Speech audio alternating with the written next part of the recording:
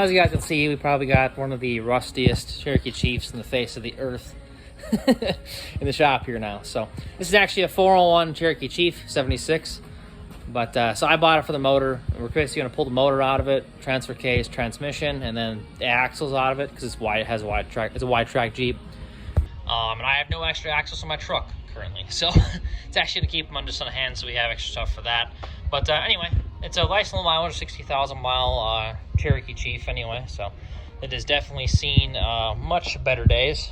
It was a plow Jeep for a lot of years, so it definitely has seen its fair share of Minnesota salt here. So you can see the body is falling down on the frame, and it's very, very far down. So actually, there's chunks of wood holding the body up on that side, and that's how we got it too. So, and that one's caught on the thing. But anyway, so we're gonna probably get to work on the engine bay here. I'm gonna save some interior parts too, because you can see it's got a very nice dash pad, very nice black dash pad, and a couple. I think those things are sun visors are decent up there. It's got some nice, decent black armrests in it. But other than that, it's got pretty much Bluetooth floors. so anyway, it's a nice candidate for a race motor anyway, since it's a nice low mileage motor, 60 grand on it. It's also very handy that way. So it's nonetheless, it's got a little, just tiny bit of wiring done on the wires. It was never screwed with. It was basically just pump gas and pour oil in and plow snow.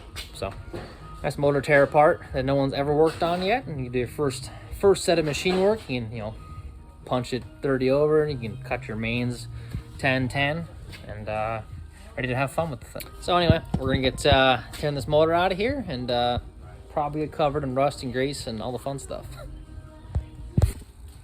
Well, I finally made it in the shop again. As you can see, the Cherokee hasn't really moved much, which is kind of more or less. Last week I did a lot of editing.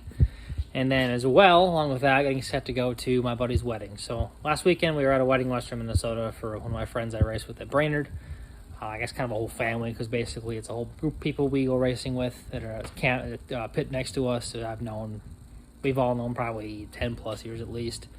So it was a good time for Zach. Zach kind of called me his wedding, going there and spending, non-racing times with them at the same time. So we're kind of like an extension of our family at this point. So, or we're extension of theirs, I guess technically there's more their family as opposed to my family, but you know what I mean. Anyway, so made it back in the shop here. Obviously I got the video dropped, the javelin video done this actually today I dropped it. It's Tuesday right now, but anyway, get the motor popped out of this thing, and then probably put it in the far stall, just because in the next couple weeks here we got a lot going on with getting ready to go for the AMC Nationals, which my parents and I host. It's the largest American motorcycle racing event in the country.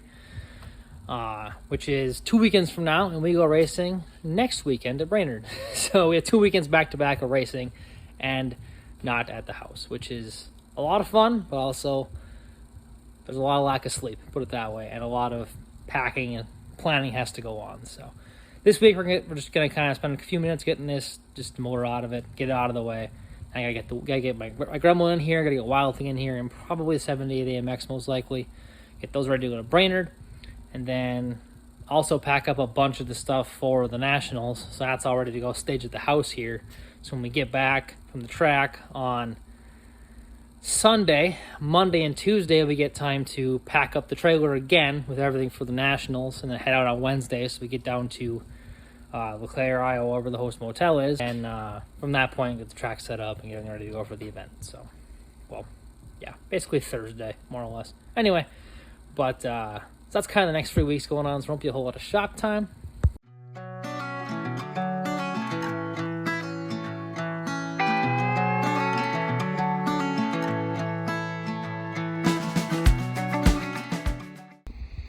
Alright, going on up. Let's see if anything falls off.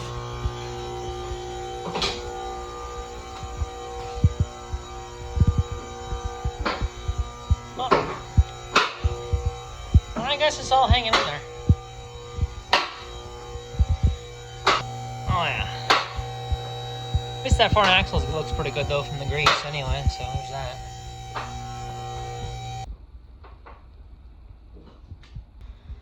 Well, luckily enough it has a frame, or we wouldn't be putting her up in the air like this. But, oh I'll say frame-wise, it actually looks not terrible, truthfully enough. Not gonna lie. And actually, what Dad was talking about, apparently they actually were plowing with it a year before we bought it. So that'd be, I think, 3 seasons we had it, or 2 seasons. I think something like that. 2019 maybe? No, I was in. No. I was in the city, so it must have been 20. We would have it 3 seasons this Thanksgiving. So 4 seasons ago with plowing snow. Okay. So probably with plowing snow in 2020. Or should I say 4 seasons ago, the guy was breathing a lot of monoxide. And this thing's about as sealed up as a CJ, truthfully, with no top on. There was an attempt, though, with some blankets, but I don't think that was really helping that much. You should have had a big house fan in the back to pull the exhaust. Considering it's, it's thin. They did put some metal on this side attempting at one point, but I think after a while, you just gotta call it a day. But why I bought these axles in here, it's wide track axles, front and rear, and that kind of stuff, which looks pretty nice. And everything up here looks really nice, actually. It's quadra-track Jeep, so we got the case up in there. Someone did put duals on it, I see, too.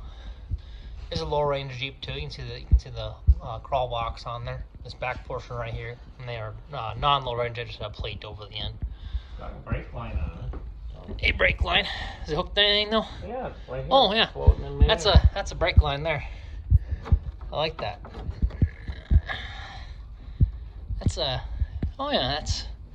Well, on the bright side, you don't have to really bend it, though, that way. You can just kind of,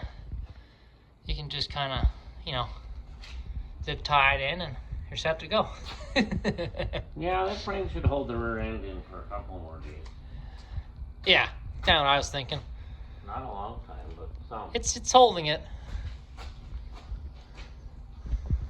We got the old Turbo 400 up in here, looking nice, and the old 401 right there.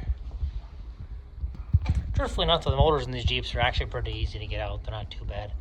Yes, your motor mount bolts are nice out there in the open right there. You can see them from basically anywhere, actually. There you go, right there. You got your bell bolts up here in the open. Pull your starter out from the bottom side, and then pretty much your exhaust, which is pretty easy to get to as well. And then from the top side, pull off your general hoses and bolts and things like that, and out they come.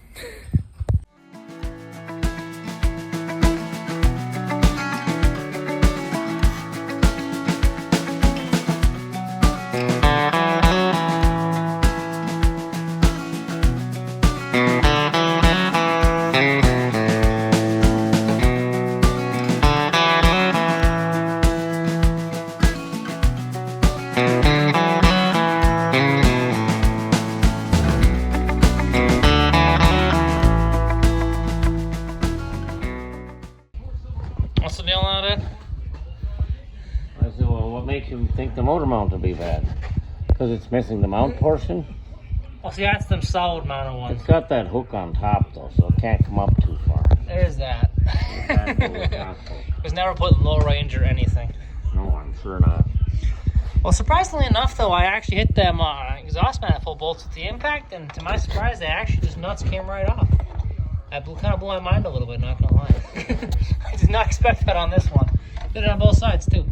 So, because we're gonna keep these pipes, actually, because they're actually not even that rusty, and they're a nice setup for dual exhaust on a Jeep, so. I know we can use them as a copy or a template to make ones for my mom's Jeep at some point, or, well, actually, I guess hers is the driver's drop, but whatever, we'll figure it out. I'll have more FSJs in my life, because for some reason I just like them, so there'll be more coming. Well, we got most mounting bolts off, so all the motor mount bolts, mount nuts are off. All the other stuff underneath it disconnected, needs to be disconnected. Right now, Dad's working on the belt housing bolts that are put on by Luke Ferrigno himself, apparently. And I got the drive shafts out of here, just because we got to pull them out anyway, because we're actually going to pull the tranny and the transfer case out of this as well. So, not with it, not together though, we're not crazy people. We'll pull basically the engine out first, and the transfer case will drop out the bottom via the cross member. We can pretty much just come straight down with it once we're done with that. So, but we're getting all that done, and we should be ready to put on the foreground in a few minutes. Then we can start hooking the top a little bit, and we're ready to toss a chain on it and get her out of the hole.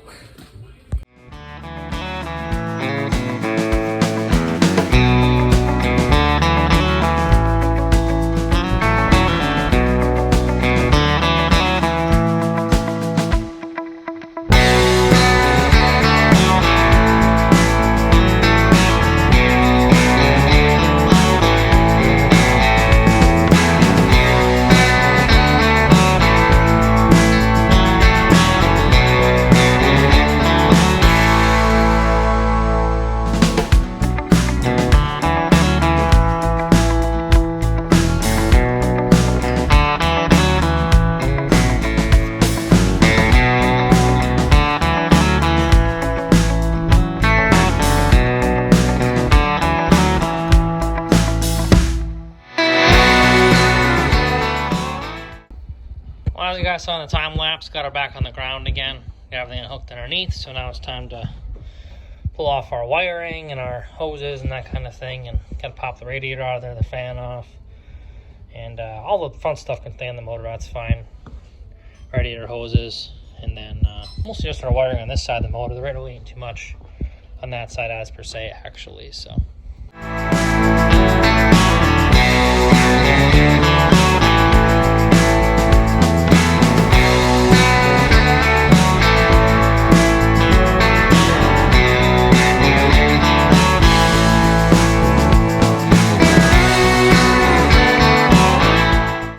Radiator is pretty decent overall. It just got them got the adjustable straps on it though, and we can take them off if you don't need them in your way. But otherwise, like I said, not too much to do actually to pull it from the top. So even gotta pull some heater hoses. I'm gonna take our wiring, kind of tuck it over there. It's in, well, it's plow jeeped a little bit, not too bad though. The heater box is already pre-clearanced from the manifolds being pulled off at one point or something going on, so that's not a big deal there. And then yeah,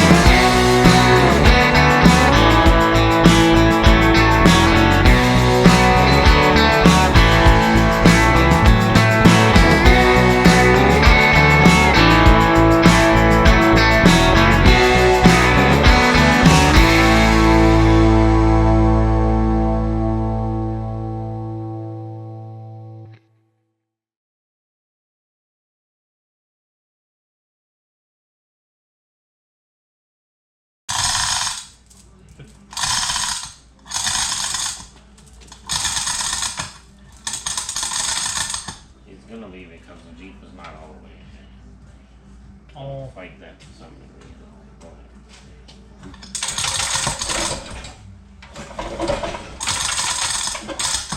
Hold on. Make sure it's safe. well, I pulled the tranny as far as I know. No, I'm just making sure we're not catching it. Oh, I took most of the stuff out of the way. We should be fine with that one.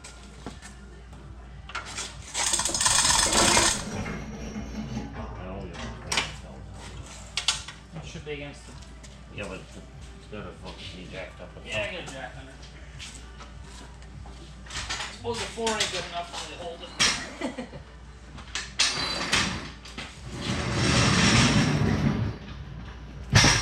Grab the block. Okay, we need to support the tranny now, so we can't back up the Jeep until it's supported. So let's just hang a chain on it.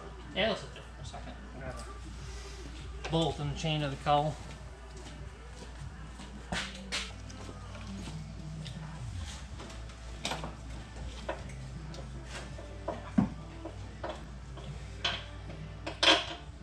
Put it in the stuff complicated. Oh, it's pretty big. Watch the back up heater pop.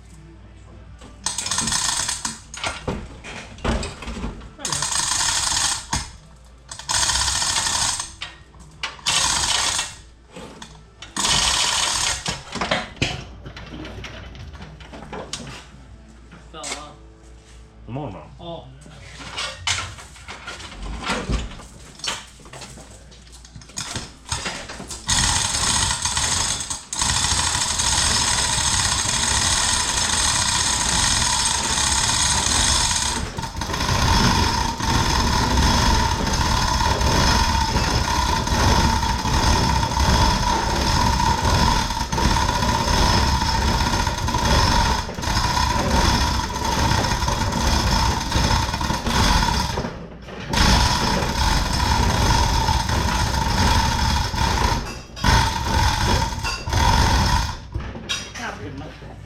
One more.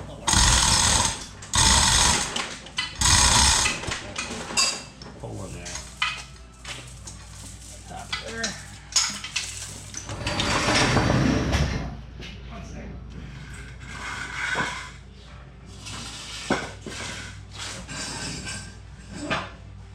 Damn, freezing the floor. This might hit the wall. Huh? No. Oh, we're good. Gotta put it down, I'll go get a cart.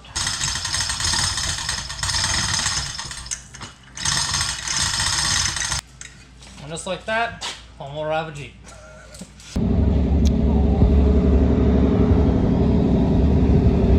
Let's go to the local car show for a little bit here. Showed up a little late though, so most people are leaving right now, but we'll walk around and see what's kind of around hometown here a little bit as they're heading out.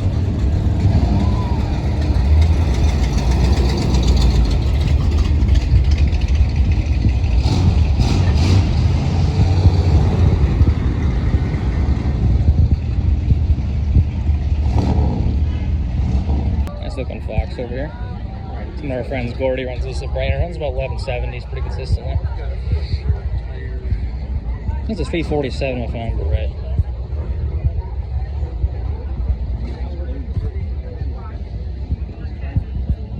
I think he's about 76 years old, so he's redoing the gears back in this thing, which is pretty cool.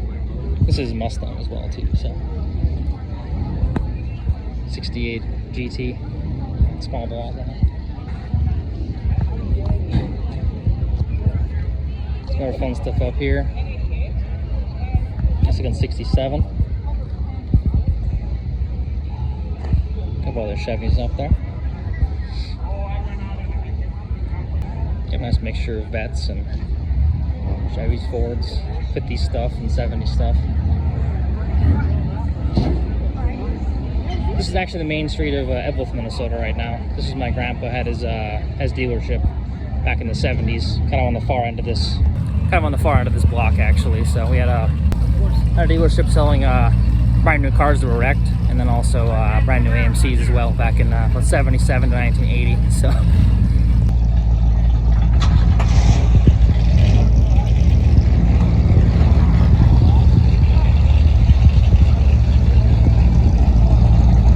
Nice looking Mach 1. Old Chevy here. Nice looking Deuce. Baker.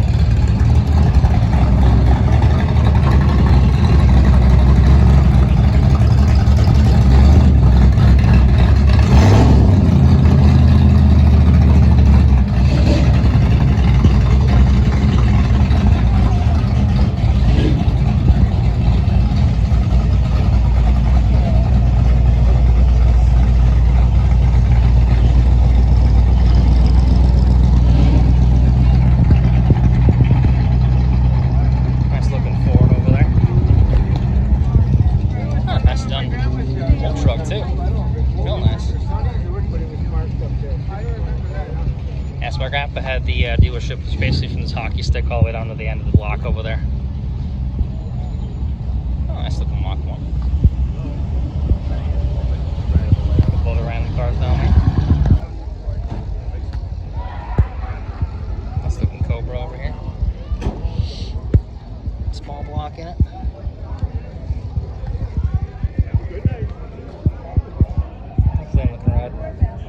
35 car, it looks like. It's a nice small little car show in town here, so I'm gonna walk around, look at some stuff, and talk to some friends, but catch you out later. Good morning, everybody. It's Saturday. As you guys saw, we played around with the Jeep earlier this week a little bit, getting some of that took apart. Now it's a weekend full of packing. So since next 2 weeks are pretty busy, we'll be going to Brainerd next weekend for the muscle car shootout for Thursday, Friday, Saturday, Sunday. And then we come home Monday, and then we get Monday, Tuesday, load up, and then get ready for the AMC Nationals. So pretty much going to be a couple days here just packing everything up for both of those, between checking over cars and packing the trailers up and everything, and getting stuff situated for the Nationals. All the prep that goes with that, getting trophies ready to go, and all of our bins and totes full of everything it takes to run the event. So, but today's gonna be a little bit of just a lot of everything going around here. So right now, probably gonna go to the shop here and move the orange Jeep out of the way so I can go on the stall over the mid-rise hoist, and then we'll put, so that way we can get that stall cleaned up to bring in the race cars out of the 48 foot here, since the Gremlin and Wild Thing not been out of here since 4th of July. They're still in the trailer, so gotta pull them out, get them checked over, make sure they look like they're ready to make some more passes, and check fluids more or less, that kind of thing, and then make sure they're ready for Brainerd Muscle Car Shootout. And then as soon as they come home, they just stay in the trailer and then go right back to down to Illinois to the AMC Nationals. So, and the golf cart's one of those too, just because we found out the batteries aren't the best, so I ordered a fresh set of Trojans for it, so we're gonna put those in. Let's get to it. So as you can see, the shop's kind of just like we left it after we pulled the motor out. Just got some parts places, and motor's still right here, and Jeep's still sitting here too. But we do have our pallet of the fresh set of Trojans over here, looking all nice and fresh. Had them all cleaned up, ready to go. And go outside in a few minutes and tear the other ones out of the golf cart, put these in there, get them on the charger, then we're ready to pop some wheelies and shit. So we got some, this is what I had originally, some diehards, which aren't bad batteries. It's been just fine with them. It just seems like we want something. We got a fresh set in there, so we don't have to worry about it. We're riding around, doing longer routes around Brainerd, and also at the National as well. So, and like I said, they've been good batteries to us. They've been fine. We only had them die once because we didn't charge them before we left for the track, so that's kind of on us. Otherwise, they've been good, but they'll be good setup for somebody else, just right during small tooling around stuff, just because we do a lot of longer traveling at Brainerd and at our event as well. So, well, out with the old and with the new. Got the first set of Trojans all bolted in, tied down. So now I'll put it on the charger here for the rest of the evening, and we'll see how she rips later. We decided to take a few minutes and pull the transmission and transfer case out of this thing, just because then we can put it in the far stall over here. I don't have to put it up on the rack anymore, because I got to pull a couple things out of the inside, and the axles will come out when it goes in the trailer. So, which isn't too bad of a job, since most stuff's already disassembled. All there really is left now is basically the main cross member, honestly. Wish my dad's kind of in the way up here for a second, but we got basically your bolts on the end of the frame right here. You have 4 bolts. Well, 3 on this side apparently. One's missing, but basically those bolts and the whole assembly drops out of the bottom between the frames, so not too bad of a job. So we'll get to it. Well, we got all the frame bolts out anyway. Those ones were just sitting there for security currently, and it were kind of rusty actually a little bit. The size, a little bit of playing around, but we got them out finally. Got the tranny jack underneath here, under the cross member, and then also under the part of the pan that's Turbo 400. So I'm gonna sit over here in this end, kind of brace it up a little bit as we calm down. I think we should be okay. This is a decently heavy unit with a T-case and that together. So I know the T-case isn't that heavy because I have changed one of those before. So we know the Turbo 400 is probably where all the weight is.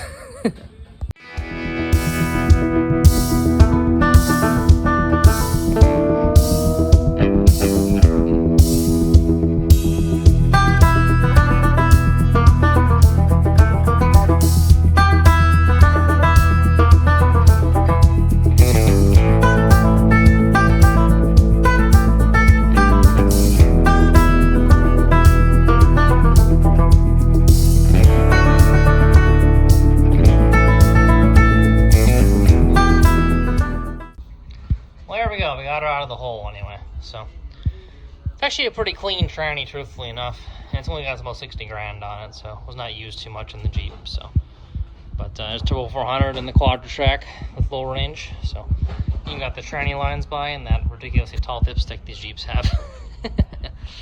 But yeah, it's worked pretty good for later projects anyway. So we're able to lift the Jeep up higher than normal Jeeps just because the body's falling down so far. We're able to put the hoist up a lot taller, which was super handy actually. But I'm able to sneak the basically right in this exact spot right here, get dipstick by to get enough room to actually get it through, but to get it out anyway, that's the main thing. I gotta say, for guessing the center of gravity on this dang thing on the chain hoist, we did pretty dang good. Instead of lifting off the train jack, we decided to just pick it up with the chain hoist on the roof and then set it on a cool cart so we move it around. Because why lift stuff when you really don't have to? Well, everybody, it's Sunday right now. I'm getting some more stuff done. Got the Amex up on the rack here, get it checked over like normal. See, got some grease on me.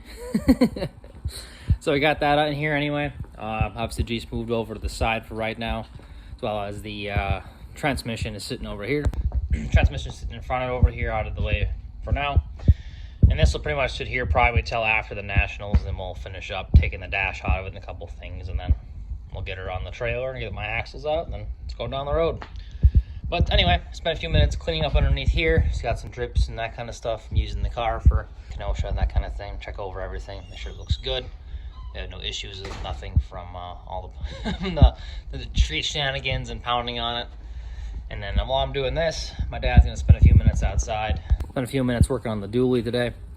Since when I got the truck, the carrier bearing in the drive shaft, basically the rubber isolator kind of around it looked a little bit questionable. Had a little bit of, you know, the truck's from Washington, so it's pretty rust free, but also was in a dry environment a lot of its life. So rubber doesn't like that. So anyway, bought a fresh carrier bearing for it, just because the one there looks questionable, and we're towing a big trailer. So gonna pull out the rear drive shaft, get this bad boy installed. Basically, the rubber on the one in my truck right now is just got a little bit of wear in some of these spots and a couple cracked ones too. So still don't have to worry about it going longer trips towing a big trailer. So we got that taken care of too, and just do some general checkups in the trucks, just fluids and that kind of stuff. Also put fuel on them, so once they're hooked up on the trailers, we don't have to move our trailers into the gas stations and all that kind of stuff.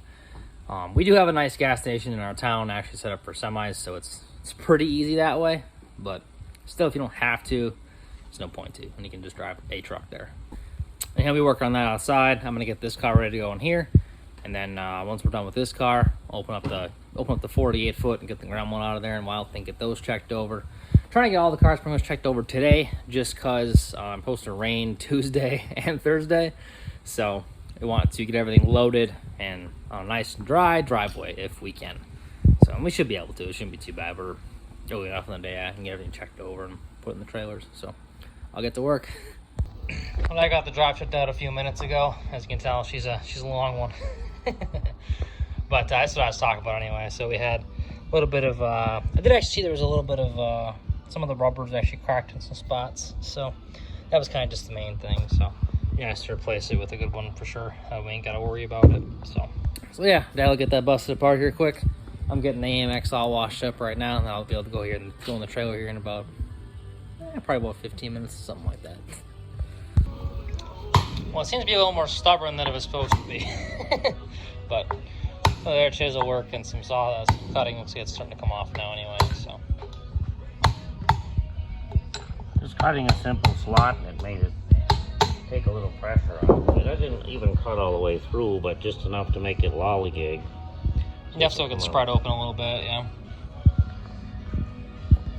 Well, I finally got everything else out of the way, so down to the inner race finally, so we can get this kind of cut, split, and should be able to slide it off here and get the next one put on. So, but yeah, air cut off till it gets the job done.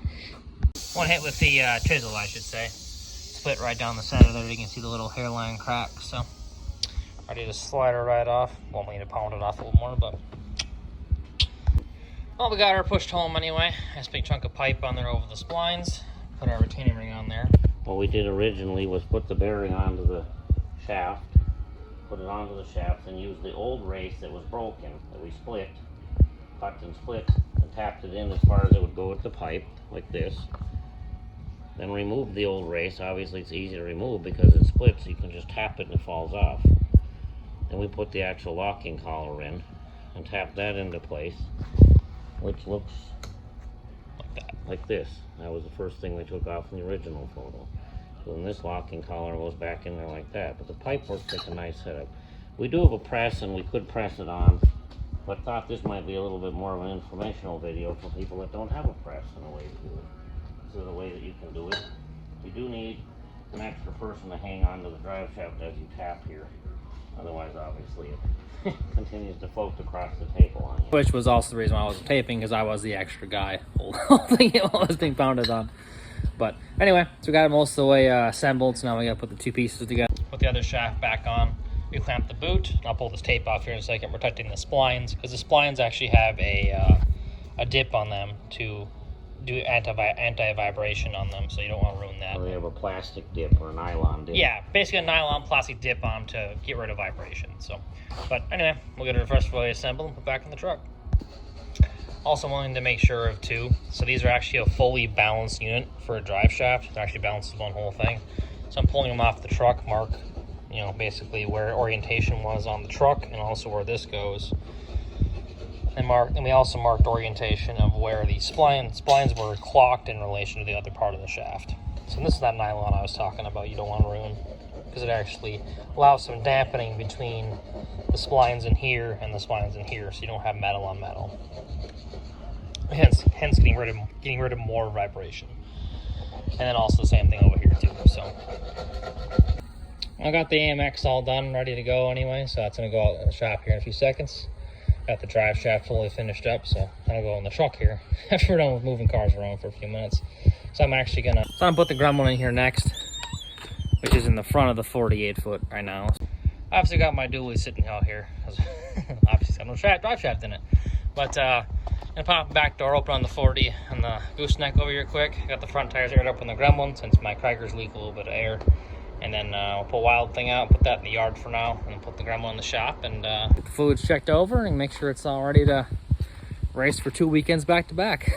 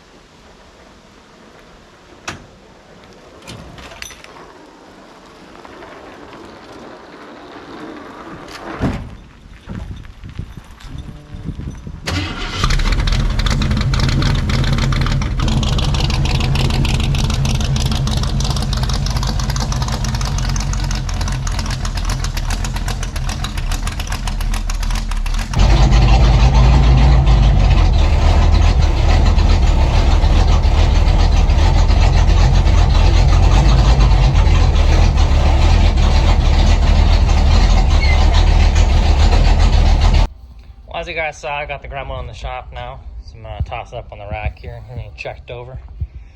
One thing that's awesome about the gremlin is, because it's a tube chassis car, is it's really easy to put the hoist in, because you can just look down and see where you want to put it on both sides. So, but anyway, put her up on the rack here, take a look underneath, make sure it looks fine, and then it can have tires checked, fluids checked, and then back in the trailer, and then time for Wild Thing. Dad's just finishing up some cleaning, so put Wild Thing up in here, get it all parked in place, tied down. Once he's done, we'll get gosh dang it, there we go. We'll get the gremlin up in here and tied down too. Well, with the troublemaker put in the trailer, now it's time to work on Wild Thing. Well, took a little bit, but I finally got Wild Thing ready to go anyway, so I put her in the trailer.